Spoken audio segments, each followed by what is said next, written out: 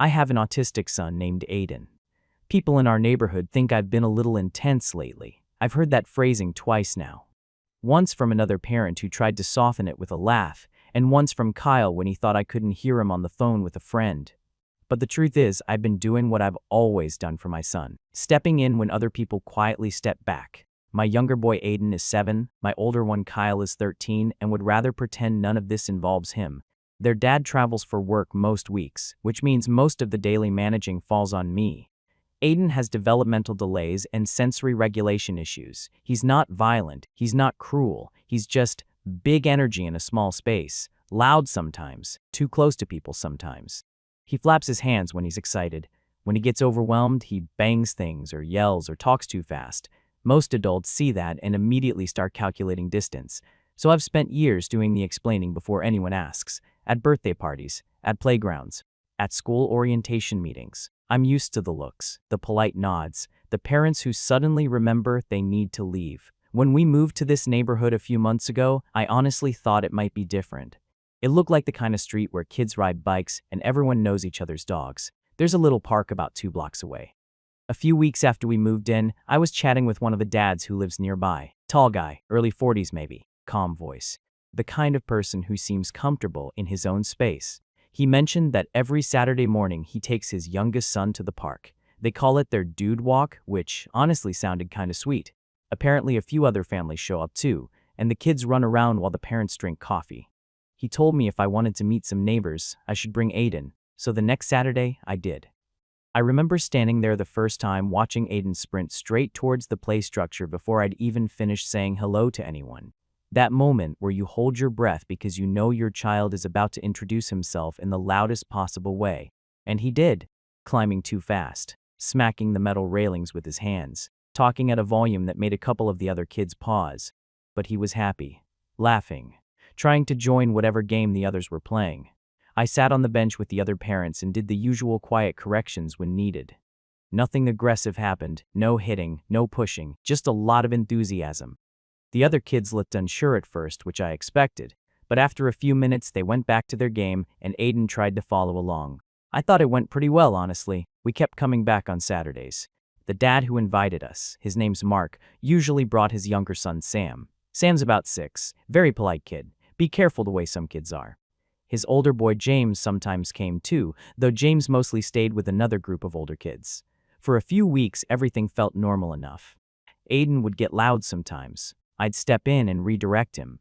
The kids would scatter and regroup and eventually pull him into whatever they were doing. Was it perfect? No.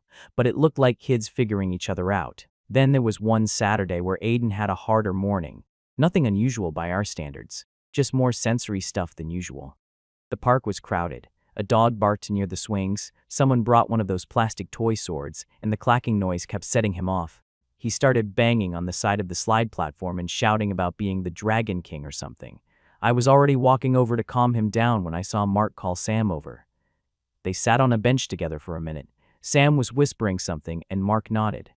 Then they packed up and left. It happened quickly. No goodbyes to the kids, just a quiet exit. I didn't think much of it at first. Kids get tired. But later that afternoon, Aiden asked me if Sam was mad at him. That's the thing people don't realize. Aiden notices more than they think. So the next day, I walked over to Mark's house. I wasn't angry. I was trying to be proactive. When he answered the door, I told him that when parents quietly pull their kids away, the other children notice. And sometimes it helps if adults explain why someone behaves differently. I suggested he talk to Sam about kids who communicate or regulate differently. Mark seemed polite enough, said they'd talk about it. The next Saturday, Sam did say hi to Aiden. I noticed it immediately. Aiden noticed it too. They played together for a bit, chasing each other around the climbing structure, until Aiden got loud again. He does this thing when he's excited where his voice jumps an octave and he flaps his arms like he's about to take off. Some kids laugh, some kids step back. Sam climbed all the way up to the top platform, where Aiden usually won't go because he's nervous about heights. Later, Aiden asked him to be his partner in a game. I heard Sam say something like, "No, thank you." And Aiden stood there for a moment like he wasn't sure where to go next. That's when Mark's wife approached me a few days later and invited us over to their house. I'll admit, I felt relieved. Sometimes kids just need a smaller environment to connect. The visit actually went mostly fine. Aiden had one meltdown when a toy train set stopped working, but I managed it quickly, and we moved on. Sam stayed polite the entire time. Afterwards, I told Kyle it seemed like things might be smoothing out. Kyle shrugged and said he didn't really like Sam's older brother James. Apparently, James had been making comments to some of the other older kids about Kyle smelling weird. Teenage boy stuff. Kyle showered and muttered that he didn't care anyway. I tried to focus on the positive. Then the toy incident happened. It was another Saturday at the park. Aiden had got hold of some kind of action figure that belonged to Sam. I didn't see exactly what happened at first, I just heard the snap. By the time I looked over, the toy was in pieces on the ground, arms and legs twisted off. Aiden sometimes grips things too hard when he's overstimulated. Sam looked like someone had just smashed his birthday cake. He yelled at Aiden, loud enough for everyone to hear, something like, "You were a very mean boy." I remember that exact sentence because Aiden repeated it in the car later, not crying, just confused. Mark didn't make Sam apologize. They just packed up and left again. And after that, something shifted. For a couple of weeks, we kept showing up at the park Saturday mornings like usual, but fewer of the families came. At first, I assumed it was weather or soccer games or whatever else people do with their weekends. Then, one Saturday, the park was nearly empty. Just me and Aiden and a dad I didn't recognize walking a dog. Later that afternoon, Kyle mentioned seeing Sam and two of the other kids riding bikes near the park. In the afternoon, not the morning. At first I told myself it was coincidence. Schedules change. But over the next couple weeks, I kept hearing little things. One mom mentioning she'd started bringing the kids later in the day, another saying mornings had gotten busy, and eventually it became pretty clear what was happening. The Saturday group hadn't disappeared. It had just moved. Not officially, no announcement, no conversation, just a quiet shift in time that somehow everyone knew about except us. And I sat on that park bench one morning watching Aiden run back and forth across the empty grass field, laughing to himself, completely unaware that an entire group of children had simply rearranged their lives around avoiding him. That's when I started feeling that old familiar pressure building in my chest, the one I get when I realize I'm about to have to explain my son to the world again. Because if people were choosing to move an entire community activity instead of teaching their kids how to handle differences, then someone needed to say something. So I wrote Mark a letter, not an angry one, just honest. I told him that whether he meant to or not, his influence in the neighborhood carried weight. When he pulled away, other parents seemed to follow. And I said I wished he had done more to help Sam understand that Aiden wasn't someone to avoid. I didn't accuse him of organizing anything, but I did ask if he could see how the outcome looked from where I was sitting. Because from my perspective, an entire group of children had just learned that when someone is different enough, you don't have to say anything cruel, you just quietly move the game somewhere else. I didn't expect the letter to fix anything overnight. That wasn't really the point. I wanted Mark to understand the ripple effect of what had happened. When one parent quietly pulls away, the others tend to follow the safest direction. He didn't respond for 3 days. Not a text, not a knock on the door, nothing. Then Thursday evening he came by. I could tell right away he'd already decided how the conversation was going to go. Some people carry that kind of calm authority where you can feel the outcome before the first sentence is spoken. He said he'd read the letter carefully. Then he said something I still think about. He said Sam had asked for space from Aiden 3 separate times, and they had listened. He said kids are allowed to set boundaries about how they want to play. He said Sam wasn't rude and wasn't cruel, and he wasn't going to force him to interact in ways that made him uncomfortable. Then he added that they hadn't told any other families to change their schedules. People had made their own choices. I remember standing there on my porch thinking about all the years I've spent trying to convince people that inclusion doesn't happen naturally. Adults have to guide it. If you leave it up to children alone, they sort themselves into easy groups. And Aiden has never been easy. I told Mark that when a whole group of kids suddenly starts avoiding one child, the adults should step in. He said he had stepped in for his son. That was the moment I realized we were talking about 2 completely different responsibilities. He left after that. Once he walked away, I knew the letter hadn't solved anything. If anything, it had clarified the situation. The following Saturday, I still took Aiden to the park in the morning. I didn't want to give him the message that we were the ones who had to adjust. Kyle refused to come. He said he had homework, which meant he didn't want to deal with the younger kids staring at his brother again. So it was just me and Aiden. The park was empty again. Aiden didn't mind at first. He ran up the climbing structure and announced he was guarding the castle from invisible enemies. I sat on the bench watching him, trying not to think about the fact that 6 weeks earlier that same park had been full of kids. After about 20 minutes he came over and asked where Sam was. I told him Sam probably had other plans. Aiden nodded and went back to playing. Then he asked again 10 minutes later. That's the thing about Aiden. When something changes in his routine, it circles in his head like a loose marble. Eventually he asked if Sam was still mad about the toy. I told him no, but the question stayed with me the rest of the day. That evening, Kyle came home from a friend's house looking annoyed. Apparently James, Mark's older kid, had been telling people that Aiden broke toys and screamed at the park. Kyle said a couple kids laughed about it. He tried to brush it off while telling me, but I could see the way his shoulders were tight. Kyle has spent his whole life explaining his brother to people. He doesn't say it out loud often, but I know it weighs on him. That night, I started thinking about the larger picture. If the other parents believed the version of events where Aiden was simply the kid who ruined playtime, they were going to keep drifting away. Not because they were cruel people, but because nobody likes friction in something that's supposed to be relaxing. And that's how kids like Aiden slowly disappear from community spaces. So the following week, I started doing what I've had to do before in other places. I started talking to people individually, not confrontationally, just conversations. One mom while we were both checking mailboxes. Meanwhile, our kids were getting off the school bus. I explained that Aiden struggles with regulation when he's overstimulated. I mentioned the progress he's made over the last year. I pointed out that the kids had played together for several weeks before things shifted. I also told them that when children see adults quietly reorganizing social spaces to avoid one kid, they learn that exclusion is acceptable as long as it's polite. Most of the parents nodded. Some looked uncomfortable. A couple said they hadn't realized the part-time had shifted intentionally. But a few days later, I started hearing small changes in tone. One dad asked whether Aiden had an aide at school. Another parent asked if he had behavioral outbursts often. The questions weren't aggressive, but they carried a certain distance. Meanwhile, the Saturday park situation stayed the same. Morning was quiet. The afternoon was full. Kyle eventually told me that the kids had started calling it the late park group. He heard it from someone at school. That phrase bothered me more than I expected, because it meant the change had solidified into something normal. A routine built around not overlapping with my child. Then something else happened that complicated things even more. One afternoon, Sam and Aiden crossed paths outside the park by accident. I saw them from across the sidewalk. Aiden got excited immediately and ran over. Sam froze for a second, clearly unsure what to do. He said hello. Aiden started talking fast about a game he wanted to play. Sam looked towards his dad, who had just come around the corner. Mark walked up calmly and asked Sam if he wanted to stay or head home. Sam hesitated. Then he said they were about to leave anyway. Aiden stood there watching them walk away, and later that night he asked me if Sam didn't like him anymore.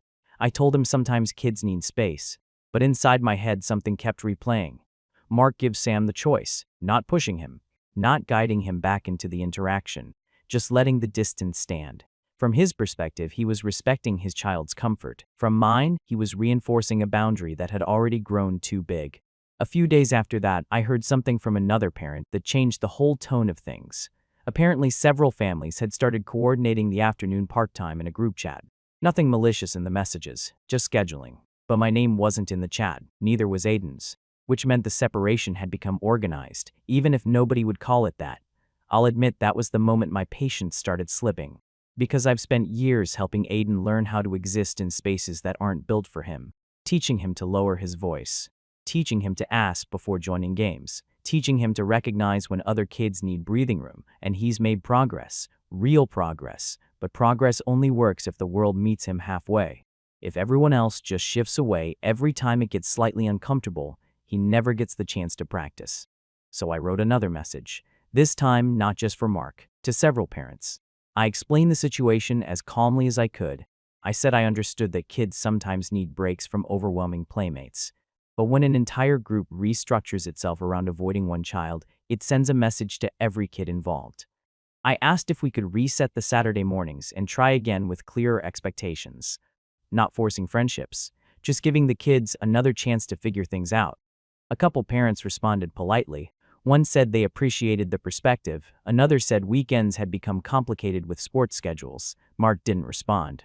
Neither did two of the families who had originally been part of the morning group. And that's where things stand right now. The park still fills up on Saturday afternoons. Aiden and I still go in the morning. Kyle avoids the whole situation entirely, and I keep hearing small pieces of feedback from different directions that I'm pushing too hard. The parents feel uncomfortable. The kids shouldn't be forced into social dynamics they don't want. Maybe that's true. Maybe I am pushing. But I also know how quickly kids like Aiden get erased from community spaces when nobody pushes at all. So I'm sitting here wondering whether I crossed a line by confronting people about it. Did I make the situation worse by trying to fight the quiet shift? Or was I right to call attention to something everyone else seemed willing to pretend wasn't happening? Because right now it feels like I'm being labeled the difficult parent for refusing to let my son disappear politely. I honestly don't know anymore. So I'm asking, what would you have done in my place? Opinions 1 said, you are wrong, but not because you love your son too much. It's because you keep swapping out the word controls for advocacies and acting like that changes what you're doing. Your son is not being erased. He's being avoided by kids who have already tried him and found him stressful. That sucks, but it is not some civil rights case because a 6-year-old doesn't want a playmate who gets in his face, yells, breaks his stuff, and makes him feel tense at the park. Sam didn't call Aiden names. He didn't mock him. He didn't rally other kids against him. He asked for space. Repeatedly, his parents listened. That is literally what decent parents are supposed to do. And honestly, your biggest blind spot is that you keep describing every social consequence like it came out of nowhere. It didn't. There was buildup. Adults saw their kids coming home dysregulated. Kids were uneasy. A toy got broken. Your older son already has social fallout attached to his brother, which tells me this pattern did not start on this street. None of that makes Aiden bad. It does mean other people get to respond to reality instead of the version you want them to perform. Mark isn't using influence. He's parenting his own child. The other parents probably moved because they reached the same conclusion on their own. Saturday morning stopped being easy. You don't get to demand communal sacrifice and call it inclusion. What really got me is that Kyle is waving giant red flags and you are still locked onto the neighborhood optics. That kid is carrying resentment, embarrassment, and probably guilt for even feeling those things. He needs room to be a full person, not a supporting actor in your campaign. Same with Aiden, actually. He needs support, structure, and maybe better matched social settings, not forced access to kids who already withdrew. You're not wrong that exclusion can be quiet and ugly. You are wrong that the answer is to lean on everyone until they submit. That's not inclusion. That's hostage-taking with nicer vocabulary. Another one said, I actually feel bad for all 4 kids here, and I think the adults are making it worse in different ways. You, first. I believe you are tired in that bone-deep way only parents of high-needs kids really understand. You've probably spent years walking into rooms already braced for judgment, so now you read every retort as prejudice before it's even fully formed. I get why. But that survival mechanism is screwing you over here because it flattens everything into the same story. People are excluding my son because he's different. Sometimes yes. Sometimes people are backing off because the interaction genuinely isn't working for their child. Those are not the same thing, and you're treating them like they are. Mark, though, isn't as neutral as he wants to seem. He may not have organized the shift, but adults set the tone with a look, a shrug, the timing of when they leave, and who they keep inviting over. Neighborhood groups are soft power machines. Nobody has to say, let's avoid Aiden. They just watch who the socially central parents are making room for and who they're quietly done with. So I don't fully buy this clean hands act where he's just minding his own business. He probably didn't mastermind anything, but he absolutely helped normalize the distance. His wife also made a mistake inviting you over if they already knew Sam was uncomfortable and they weren't prepared to navigate that honestly. That just created one more, let's see if this works, moment for your son to fail in. And once the toy got broken, that was probably the emotional point of no return for Sam. Sam is not wrong. That kid has been direct, polite, and consistent. Adults should pay attention when a child says, I don't want this anymore, without being cruel. James sounds like a standard middle school arsehole, which is ugly but not exactly rare. Kyle, though, is the one I can't stop thinking about. He seems like he's been drafted into a family role he didn't choose. He's old enough to understand the social cost, young enough to have no real power over it, and probably angry at everybody. My honest read is that your son needs a setting with more active scaffolding and better matched kids. not a neighborhood free play group where everything depends on tolerance and improvising. That's not me saying he should be hidden away. I'm saying inclusion without structure usually turns into one child being resented and one parent becoming the hall monitor of everybody else's morality. So yeah, I think you crossed lines. I also think the neighborhood took the path of least resistance instead of saying the hard thing out loud. Nobody here looks great except maybe Sam, who somehow managed to be the clearest communicator in the whole story. Continuation. I wasn't planning to come back this soon, but things escalated in a way I honestly didn't see coming. A few people asked what happened after my last post, and a lot of others said I needed to step back and let things settle. I did try, for a little while, but the situation kept evolving, and every time I thought things might level out, something else would happen that made it very clear where our family stood in this neighborhood. The first thing I tried to do was fix the one moment that had clearly stuck in everyone's mind, the toy incident. I kept thinking about that because kids latch on to simple stories. Aiden breaks things is a very easy story for them to repeat, especially when adults don't step in to reshape it. So I bought Sam the exact same action figure that had been broken. I tracked it down online and waited almost a week for it to arrive. When it finally did, I walked it over to their house. My intention was simple: replace the toy, show good faith, reset the tone. Mark opened the door. I handed him the box and told him I wanted Sam to have a replacement because accidents happen, and I didn't want him feeling like something important to him had just been destroyed without anyone acknowledging it. He looked surprised, but he took the box. At that point, I probably should have left it there. Instead, I started explaining a little about how Aiden sometimes grips things too hard when he gets overwhelmed and how we're working with therapists on impulse control. I said kids like Aiden sometimes need a little extra patience from the people around them while they learn those skills. The conversation shifted almost immediately. Mark said he appreciated the replacement, but that Sam wasn't upset about the toy anymore.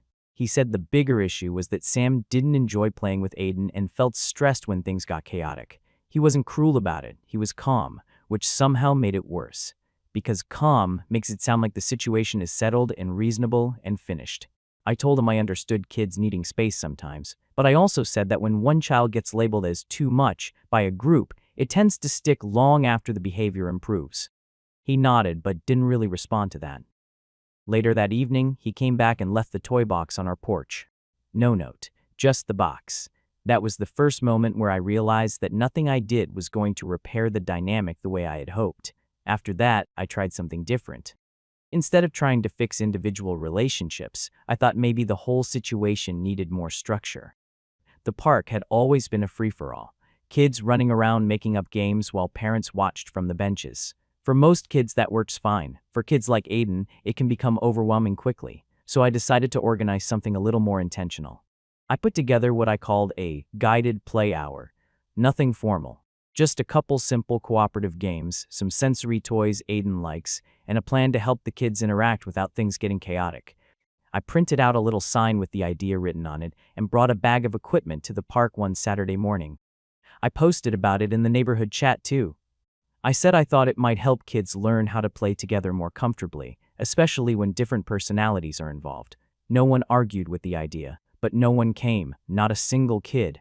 Aiden and I played the games by ourselves while the sign sat on the picnic table. After about 40 minutes, he asked why the other kids weren't coming. I told him maybe they had other plans. Later that same afternoon, I drove past the park on my way back from the grocery store. The entire playground was full. Kids everywhere. The exact same group that used to come in the mornings. They were all there during the afternoon slot that had slowly become the new routine. Seeing it like that, full of kids who used to share the space with Aiden, hit harder than I expected. I didn't stop, but it stayed with me. Around that same time, another situation came up that pushed things further. One of the families in the neighborhood was hosting a birthday party for their daughter. A bunch of the kids from the park group were invited. Kyle mentioned it casually one evening because several of the older kids were talking about it at school. Aiden wasn't invited, which is fine. No child is entitled to an invitation to every party, but the guest list was basically the entire Saturday park group, so I messaged the parent hosting it. I tried to keep the message neutral. I asked if the guest list had been limited and whether there had been a reason Aiden wasn't included. She replied politely that they had to keep the party small. But when Kyle later mentioned how many kids had actually gone, it became obvious that small wasn't really the factor. At that point, I told Aiden the truth in the simplest way I could. I said sometimes people don't understand kids who behave differently. He was quiet for a while after that. Then he asked if he was the reason the other kids played at a different time now. That question sat in my chest for the rest of the night. A few days later, I made a decision that a lot of people here will probably say was the turning point where I should have stopped. Instead of avoiding the afternoon park group, I decided to take Aiden there. The park is public. The space belongs to everyone. Adjusting our entire routine indefinitely didn't seem like a fair expectation. So one Saturday, we showed up in the afternoon. The reaction was immediate. The kids didn't say anything cruel, but you could feel the shift in the air. Games slowed down. A couple kids drifted towards their parents. Sam walked over to Mark and asked something quietly. Within 10 minutes, several families started packing up. Aiden noticed. He didn't have a meltdown or anything like that. He just asked why everyone was leaving so early. I told him sometimes people have other plans, but the look on his face told me he wasn't convinced. After that day, I made a mistake that I now realize poured gasoline on the situation. I wrote a post on Facebook. I didn't mention names. I didn't mention the park directly. I just wrote about how some communities talk about kindness while quietly teaching children to exclude kids who are different. I said that moving social activities, instead of addressing discomfort, sends a message to every child watching. Screenshots started circulating among the parents here within hours, which led to the moment that almost got me into real trouble. The following week, I decided to try something again with the park. I wanted to make sure the afternoon group understood that Aiden had as much right to be there as anyone else. So when we arrived and the kids started drifting away like before, I tried to stop the cycle. I stood near the exit path and asked one of the parents if we could talk for a moment about what was happening. More parents gathered because they could see a conversation starting. I was frustrated. I said people were teaching their children avoidance instead of empathy. Someone told me I was making everyone uncomfortable. Voices got louder, not screaming, but tense enough that someone walking their dog nearby apparently thought something serious was happening because a police car showed up. 2 officers got out and asked what was going on. That moment was surreal. Standing in a park explaining a neighborhood playground dispute to police officers. One of them pulled me aside and asked if I was blocking people from leaving. I said I had been trying to have a conversation, not trap anyone. The other officer spoke to a couple of the parents. In the end, they didn't treat it like a crime. They basically said everyone should go home and cool off. One of them told me gently that if people feel physically prevented from leaving a space, even briefly, it can escalate into something that requires intervention. Then he added that it sounded like I was under a lot of stress and just trying to advocate for my child, so they left it at a warning. But the embarrassment of standing there with police lights reflecting off the playground equipment while a bunch of neighbors watched was something I won't forget anytime soon. After that incident, the atmosphere here shifted again. Parents stopped even pretending to be neutral. A few people who used to at least nod politely now avoid eye contact entirely. Kyle has basically checked out of neighborhood life. He spends most of his time at friends' houses across town, and Aiden still asks every Saturday if anyone else will be at the park. Which brings me to where my head is now. I've started seriously thinking about moving. Not because I'm angry in some dramatic way, but because I'm realizing something about this place that I didn't see when we first arrived. Communities love the idea of kindness when it's easy. When kindness requires inconvenience, patience, or adjusting routines, most people quietly step away. And maybe that's human nature. But if that's the culture here, then maybe this isn't the place where Aiden is going to grow up feeling accepted. So I've started looking at other neighborhoods, places with stronger inclusion programs, maybe closer to schools that specialize in mixed needs classrooms. I'm not naive enough to think every community will be perfect, but I also don't want to keep fighting the same quiet battle every weekend. Maybe the healthiest move is simply to find somewhere that already believes in the kind of environment I've been trying to create here. Right now, that feels like the direction things are heading. And honestly, after everything that's happened over the past few weeks, leaving might be the one decision that finally gives everyone, including Aiden, some breathing room. Analysis. It's the collision of 2 completely legitimate parenting instincts that cannot coexist in the same social space once they harden. On one side, you have a parent whose entire life has trained her to fight against exclusion. Parents of high needs, children often live inside a constant, low-grade siege mentality. Not because they want conflict, but because they've seen how quickly their child becomes the problem in any unstructured environment. When you live with that pattern long enough, you start recognizing the early signals: people leaving early, invitations thinning out, and conversations becoming polite but shorter. To someone in that position, those signals are not neutral social drift, they are warning flares. So the narrator's instinct becomes intervention. She tries to reset narratives, create structure, and confront the slow social distancing before it calcifies. From her perspective, passivity equals surrender. If she doesn't push, the outcome is predetermined. Her son becomes the kid everyone quietly works around. The problem is that the tools she's using, moral pressure, public framing, escalation work in institutional settings, schools, workplaces, organizations, but almost never work in informal social ecosystems like neighborhood playgroups. Those spaces run on something far less explicit than rules. They run on comfort economies. People show up because it feels easy. The moment participation requires negotiation, explanation, or emotional labor, most families drift away without confrontation. Not out of cruelty, but because leisure time is one of the few spaces adults protect from friction. So when the narrator introduces structure, messages about responsibility, or moral language about inclusion, she's unknowingly changing the entire social contract of the park. What used to be casual recreation begins to feel like a managed environment with expectations. At that point, even parents who might sympathize with her situation start recalculating whether they want their Saturday morning governed by someone else's advocacy project. That's the first structural tension. The second tension is about children's boundaries versus adult values. The narrator is operating from an adult moral framework. Communities should help children who struggle socially. That principle is defensible, even admirable. But the other parents are operating from a much simpler rule. Their children are allowed to avoid interactions that consistently make them uncomfortable. Neither principle is obviously immoral, but they point in opposite directions. One prioritizes collective responsibility. The other prioritizes individual comfort and autonomy.